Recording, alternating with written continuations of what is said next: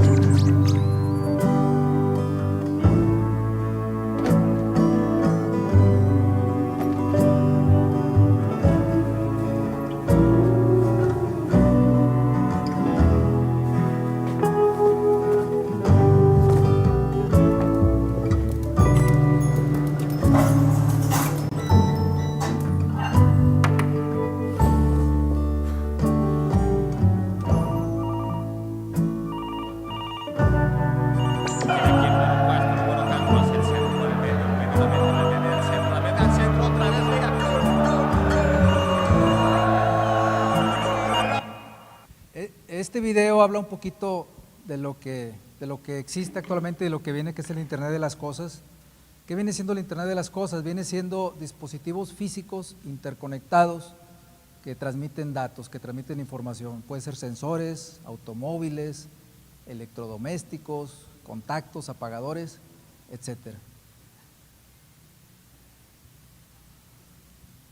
¿Qué viene siendo el Internet de las Cosas? ¿Es algo, una moda? ¿Es algo que ya está pasando? ¿Es algo que va a crecer? Bueno, para los que tienen negocio o para los que son responsables de la infraestructura en un edificio, aquí hay un dato muy importante. Por ahí del 2016, el mercado, las inversiones que se hacían en el Internet de las Cosas a nivel mundial, llegaba a poco menos de 200,000 millones de dólares. 4 años después, en el 2020, esas inversiones o ese mercado de Internet de las Cosas, del IoT, de los edificios digitales, ya rebasa los 400,000 millones de dólares a nivel mundial.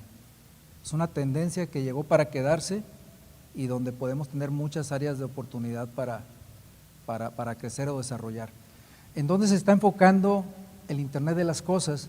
El 26% de ese mercado se está enfocando en las ciudades, en hacer una ciudad inteligente, el 24% en la parte industrial, el 20% aproximadamente en el área de hospitales, 14% automóviles y así se va desarrollando.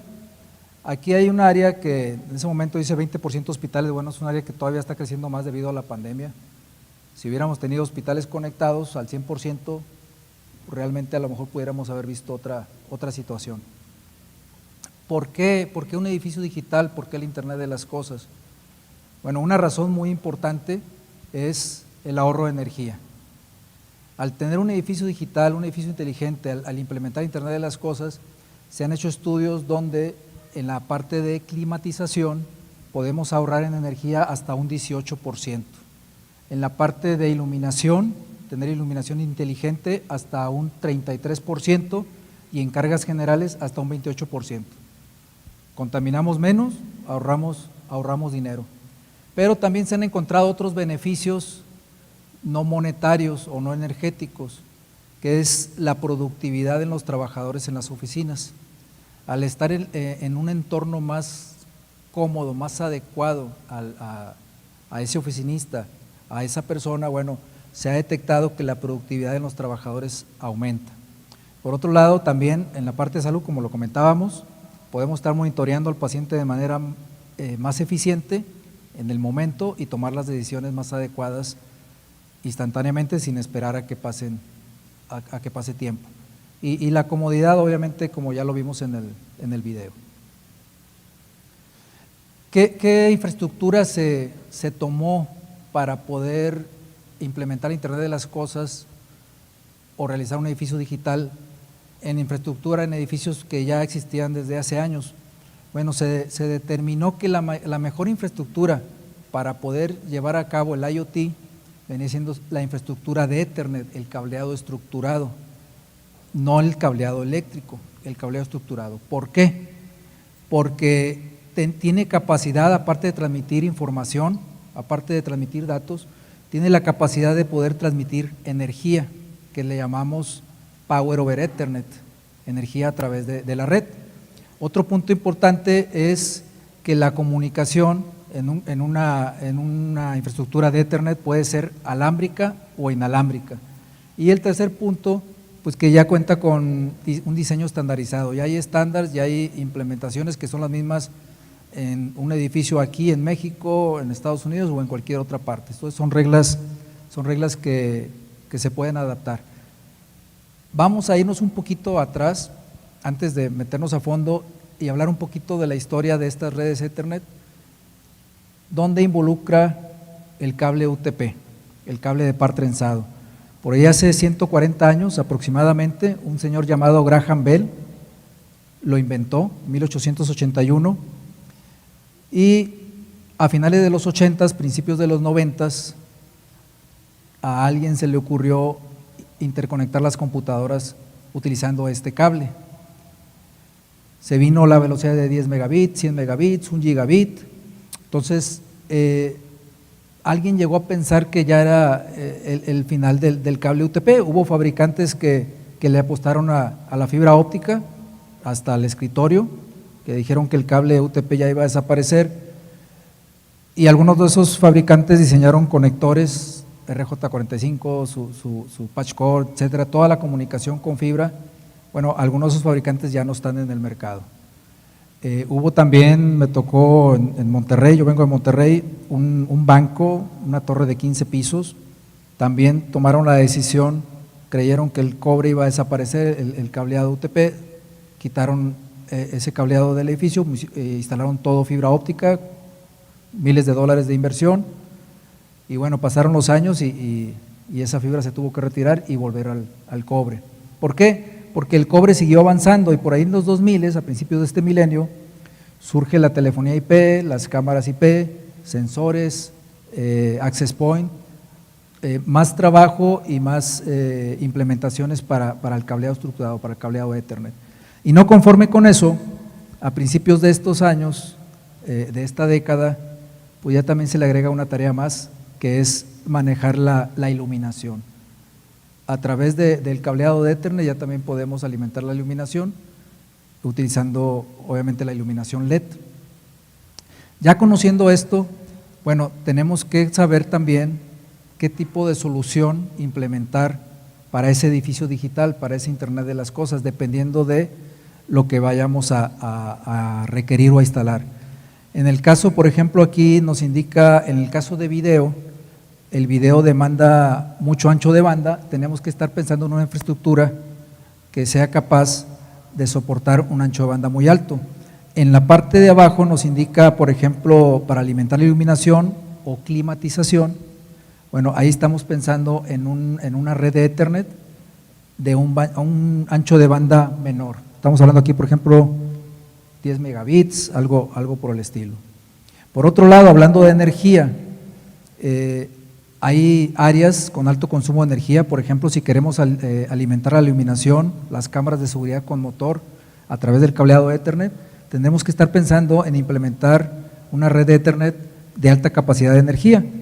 O por el contrario, si vamos a alimentar teléfonos, controles de acceso, podemos pensar en redes de Ethernet de bajo consumo de energía.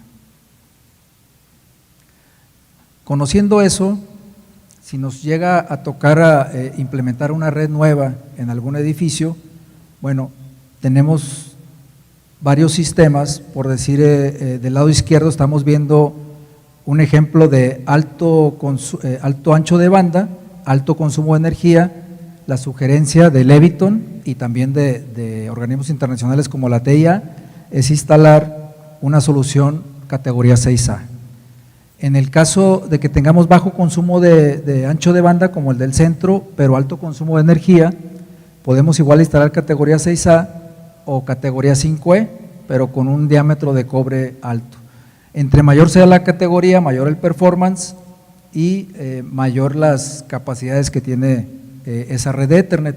Hablando en el extremo derecho de un bajo consumo de ancho de banda y un bajo consumo de energía, pues podemos implementar una categoría 6. Con categoría 6 es más que suficiente. Ahora, todo esto del Internet de las cosas, de los edificios digitales, dijimos que se le ha cargado ahora también lo de manejar energía. El cableado estructurado, la red de Ethernet, también se vuelve un cableado eléctrico.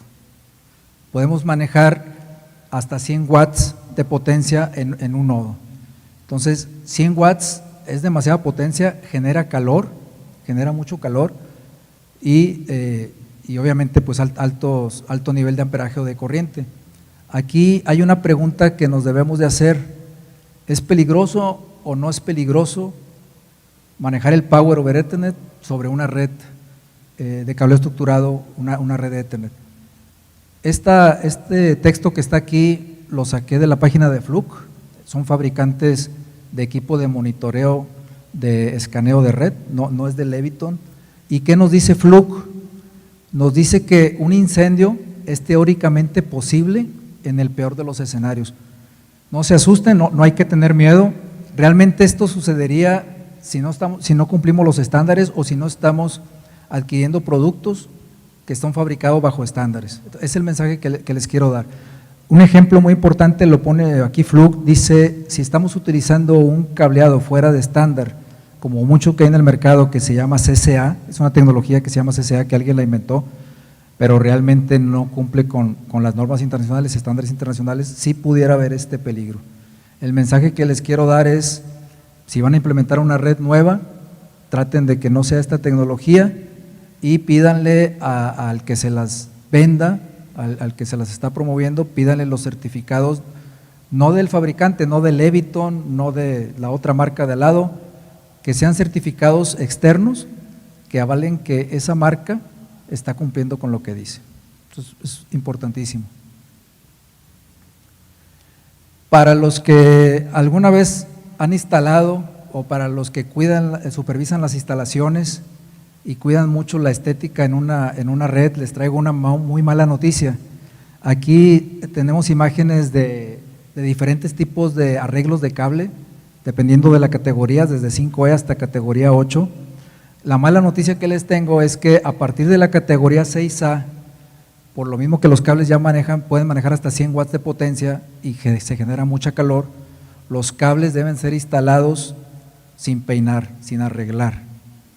En tanto la tubería como la charola deben de estar de forma pues no uniforme. ¿Para qué? Para que fluya aire a través de ellos y no se genere más calor. Entonces, a partir de la categoría 6A hay que olvidarnos de la estética a la hora de un cableado.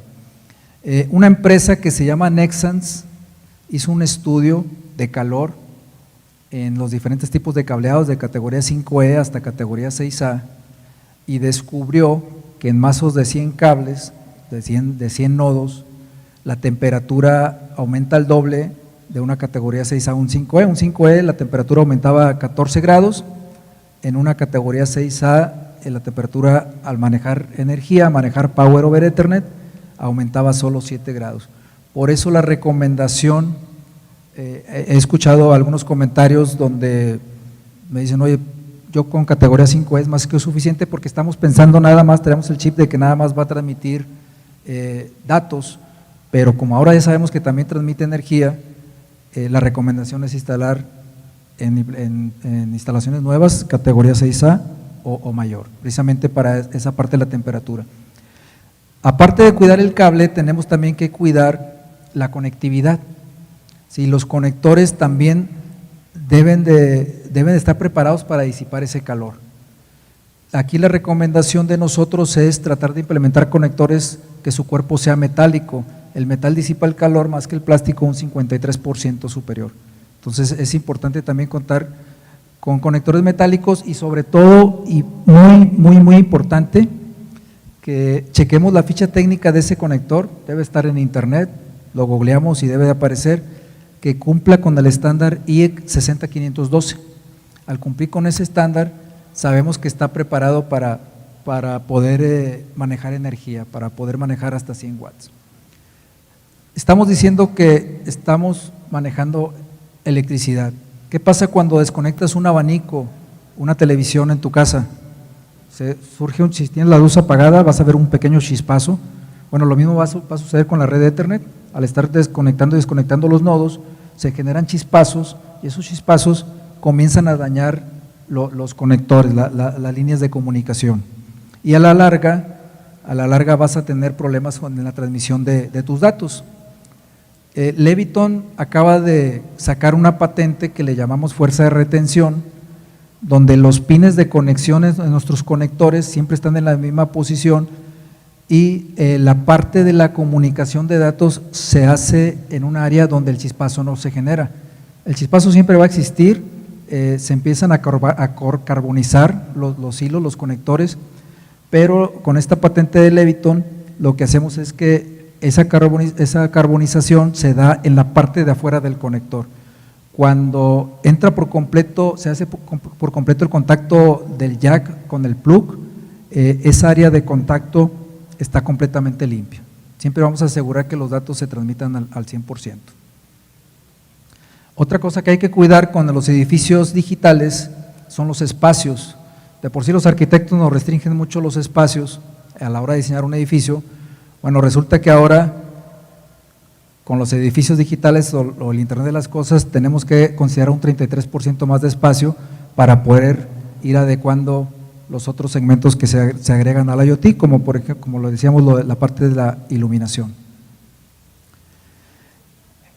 ¿Qué puntos, en resumen, qué puntos tenemos que cuidar para que no tengamos ningún detalle y ningún percance con la energía que estamos manejando actualmente?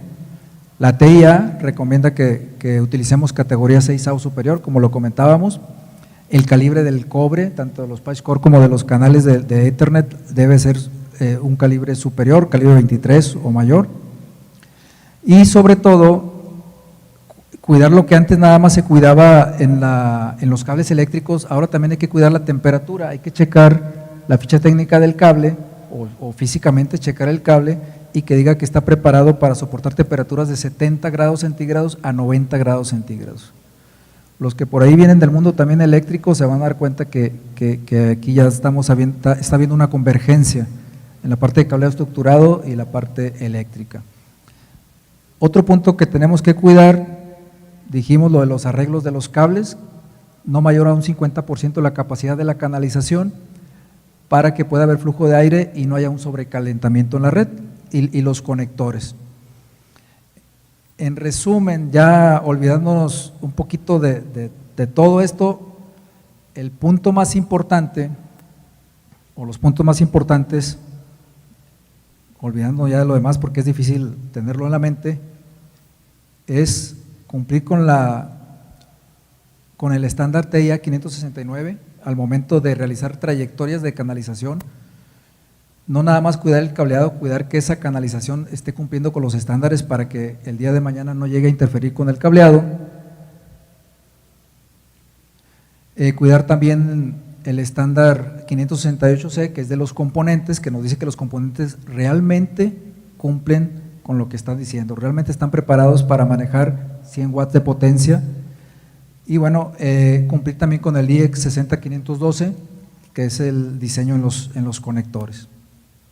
Esas tres cosas, si nos las llevamos el día de hoy, ya estamos del otro lado.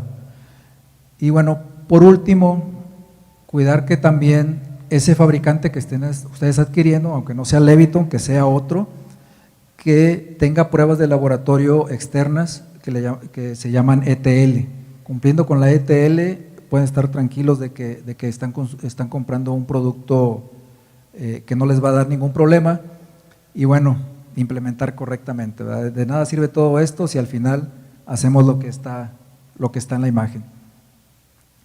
Y bueno, yo sé que después de escuchar todo esto, a lo mejor gente que ya tiene más años va a decir, bueno, yo siempre estoy haciendo las cosas igual y hasta ahorita no me ha fallado, pero créanme que si no cumplimos esto, tarde que temprano,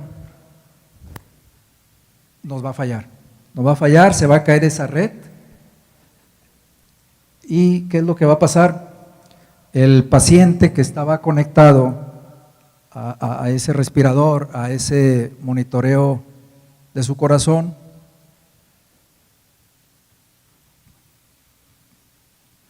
pues ya no va a vivir, algo le va a pasar, ya no vamos a poder estar realmente cuidándolo, vamos a tener problemas con ese paciente. En la parte de las ciudades conectadas, ¿qué pasa cuando falla la red? Se genera mayor contaminación, los semáforos dejan de funcionar, la iluminación empieza a fallar, vienen otras cosas. En la parte de la industria se generan más desperdicios. ¿Por qué? Porque no pensemos que nada más es un nodo, un conector, un patch core lo que está fallando, no, está fallando todo lo que está atrás conectado. Muchísimas gracias, es el mensaje que les quería dar, cumplir con los estándares y que la marca que estemos utilizando también estemos 100% seguros que cumpla con esos estándares. Muchísimas gracias.